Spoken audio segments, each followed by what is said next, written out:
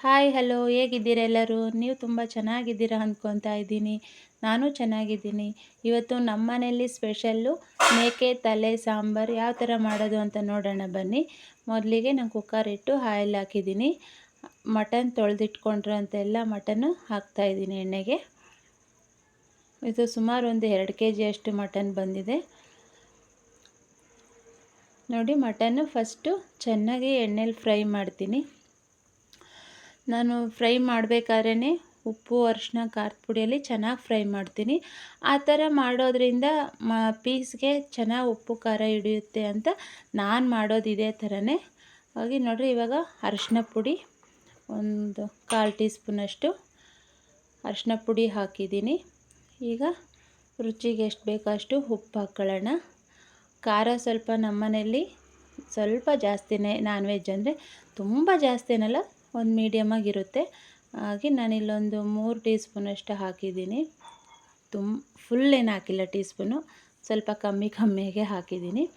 ನೋಡಿ, ಇದರಲ್ಲಿ ಚೆನ್ನಾಗಿ ಫ್ರೈ ಮಾಡ್ಕೊತೀನಿ ನಾನು ಈ ಥರ ಏನಕ್ಕೆ ಮಾಡೋದು ಅಂದರೆ, ಉಪ್ಪು ಖಾರ ಚೆನ್ನಾಗಿ ಹಿಡಿಯುತ್ತೆ ಪೀಸಸ್ಗೆ ಅಂತ ಯಾವುದೇ ಒಂದು ಮಟನ್ ಚಿಕನಾದ್ರು ನಾನು ಈ ಥರನೇ ಮಾಡೋದು.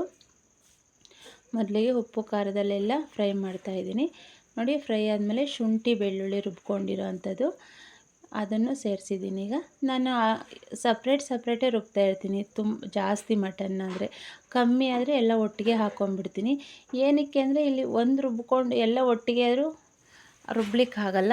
ಹಾಗಾಗಿ ಸ್ವಲ್ಪನೇ ರುಬ್ಬಿ ಒಂದೊಂದು ಮಸಾಲೆನೂ ಹಾಕೋ ಅಷ್ಟೊತ್ತಿಗೆ ಅದು ಚೆನ್ನಾಗಿ ಫ್ರೈ ಆಗಿರುತ್ತೆ ಎಣ್ಣೆಯಲ್ಲಿ. ಅದ್ರ ಫ್ಲೇವರ್ ಎಲ್ಲ ಪೀಸ್ಗೆ ಹಿಡ್ದಿರುತ್ತೆ ಅಂತ ಒಂದೊಂದಾಗೆ ರುಬ್ಕೊತಾ ಇದ್ದೀನಿ ನಾನು. ಈಗ ಟೊಮೊಟೊ ಈರುಳ್ಳಿ ಹಾಕಿದ್ದೀನಿ. ನೋಡಿ, ಚೆನ್ನಾಗಿ ಫ್ರೈ ಆಗಬೇಕು. ಈರುಳ್ಳಿ ಟೊಮೊಟೊ ಅಂತೂ 1-2 ನಿಮಿಷ ಫ್ರೈ ಆಗಬೇಕು ಚೆನ್ನಾಗಿ, ಅದು ನೀರಿನ ಅಂಶ ಹೋಗೋವರೆಗೂ. ಆದಮೇಲೆ ಕೊತ್ತಂಬರಿ ಸೊಪ್ಪು ಮಿಕ್ಸಿಗೆ ಹಾಕ್ಕೊಂಡಿದ್ದೆ ನಾನು, ಅದನ್ನು ಸೇರಿಸಿದ್ದೀನಿ. ನಾನಿಲ್ಲಿ ಒಂದೊಂದು ಐಟಮು ಹಾಕಿ ಚೆನ್ನಾಗಿ ತಿರುಗಿಸಿ ಮತ್ತು ಇನ್ನೊಂದು ಮಸಾಲೆ ರುಬ್ಬೋ ಅಷ್ಟೊತ್ತಿಗೆ ಇಲ್ಲಿ ಚೆನ್ನಾಗಿ ಫ್ರೈ ಆಗಿರುತ್ತೆ. ಈಗ ತೆಂಗಿನಕಾಯಿ, ಚಕ್ಕೆ, ಲವಂಗ, ಗಸಗಸೆ, ಏಲಕ್ಕಿ, ಸೋಂಪು, ನಾನು ಎಲ್ಲ ಮಸಾಲೆ ಐಟಮ್ಗೂ ಸೋಂಪು ಹಾಕ್ತೀನಿ. ಜೀರ್ಣನೂ ಚೆನ್ನಾಗಿ ಆಗುತ್ತೆ, ಸ್ಮೆಲ್ ಚೆನ್ನಾಗಿರುತ್ತೆ. ಹಾಗಾಗಿ ಸೋಂಪು ಎಲ್ಲದಕ್ಕೂ ಸೇರಿಸ್ತೀನಿ. ಕೆಲವ್ರಿಗೆ ಆಗಲ್ಲ, ಆ ಸ್ಮೆಲ್ಲೇ ಆಗಲ್ಲ, ಕೆಲವರು ಇಷ್ಟಪಡ್ತಾರೆ. ನಮಗೆಲ್ಲ ತುಂಬ ಚೆನ್ನಾಗಿ ಇಷ್ಟನೇ ಅದು. ಮಸಾಲೆ ಐಟಮ್ಗೆಲ್ಲ ಹಾಕ್ತಾಯಿರ್ತೀನಿ. ನೋಡಿ, ತೆಂಗಿನಕಾಯಿ ರುಬ್ಬಿರೋಂಥ ಮಸಾಲೆನೂ ಸೇರಿಸ್ಬಿಟ್ಟು ಒಂದು 4-5 ವಿಸಲ್ ಇಟ್ಟಿದ್ದೀನಿ. ನಾನು ಯಾವತ್ತೂ ಮಟನ್ ಚಿಕನ್ ಕುಕ್ಕರಲ್ಲಿ ಮಾಡಲ್ಲ, ಇದೇ ಫಸ್ಟ್ ಟೈಮ್ ಮಾಡಿರೋದು. ಅರ್ಜೆಂಟ್ ಇತ್ತು ಅಂತ. ನೋಡಿ, ಫೈನಲಿ ಈ ಥರ ಬಂದಿದೆ. ತುಂಬ ಚೆನ್ನಾಗಿದೆ ಮಟನ್ ಸಾರು ಅಂತೂ. ಒಂದ್ಸರಿ ನಿಮಗೆ ಇಷ್ಟ ಆದರೆ ಟ್ರೈ ಮಾಡಿ. ನಮ್ಮ ಮನೇಲಿ ಈ ಥರನೇ ಮಾಡೋದು. ತುಂಬ ಚೆನ್ನಾಗಿದೆ ರಾಗಿ ಮುದ್ದೆಗೆ.